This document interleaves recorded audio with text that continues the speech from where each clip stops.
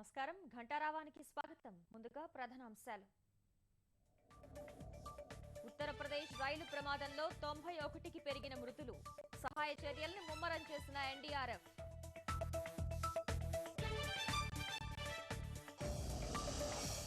మృతుల కుటుంబాలకు పరిహారం ప్రకటన రైల్వే శాఖ 3.5 లక్షలు యూపీ సర్కార్ 5 లక్షలు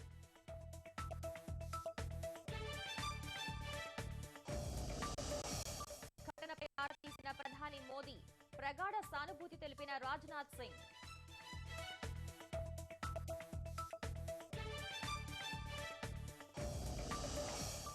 విజయనగరం జిల్లాలో బస్సు ప్రమాదం 2 మహిళలు సహా చిన్నారి మృతి